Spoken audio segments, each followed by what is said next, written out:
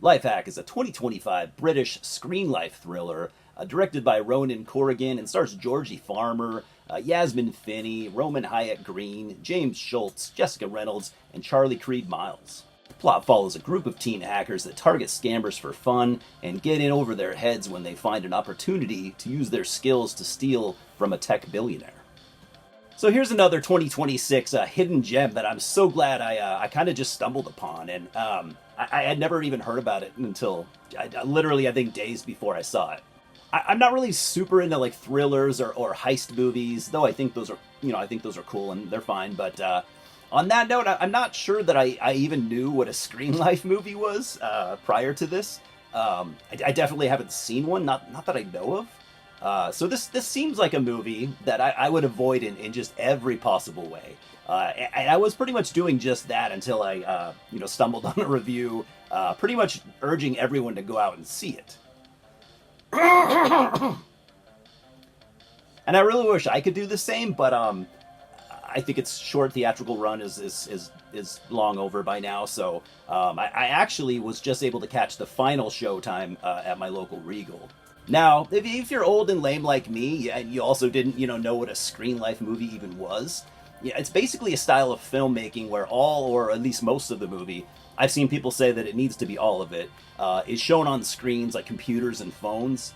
And now when I say that, I did see Host in 2020, which was a horror movie that takes place on a group Zoom call. So I suppose that counts. That actually might be a Screenlife movie as well. So I guess I had seen one. And if that sounds like super monotonous to you or something like that, Lifehack has a fair amount of scenes that show the characters not through a screen of any sort, but most of it is through screens.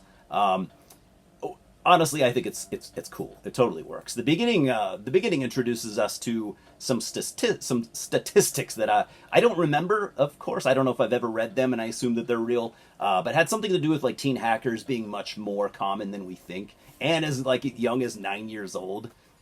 That's so crazy. Then we're introduced to our four main characters. We got Kyle, who's I guess you'd say Kyle's our main character, pretty much. He lives in the UK along with Sid, and then Alex and Petey live in the US. And I think they were all teens, probably pre-18 or so. Petey's trying to get into college, and I believe Kyle is 17.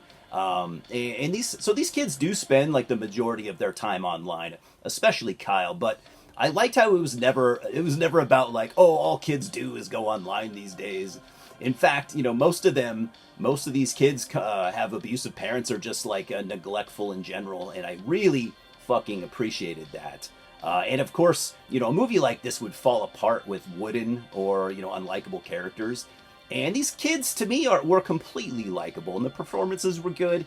And that could be me saying that as a dad of a 17-year-old, but man, I like that generation. I see so much good in them, that was missing from my own generation. So these four, pretty much spend their time, online gaming, hacking cyber scammers for fun, doing the Lord's work, And I was just really impressed by the super snappy editing and from what I've read, a very accurate picture of how hacking works. Not like I would know. You could easily fool me in that area, so I could barely work a toaster. But one day, they put together a plan to use their skills to steal crypto from a tech billionaire. Just get in and get out just once, it's a solid plan. Risky, of course, but solid. And I really think the writing here was really, really good. All four kids have a reason to do this. Petey needs money for tuition, and the other three, they live in unstable households, and that just makes you side with them, like, instantly, without question. And from here, things spiral out of control, as you might imagine, and I was along for this entire ride. I laughed. I nearly cried a couple of times, and so I think that speaks volumes, for me at least. So I'm giving, Lifehack 3 out of 4 stars, and I'm adding it to my short list of unexpected gems of 2026 for sure. Cheers, guys, and I'll see you at the multiplex. Subscribe right now, please.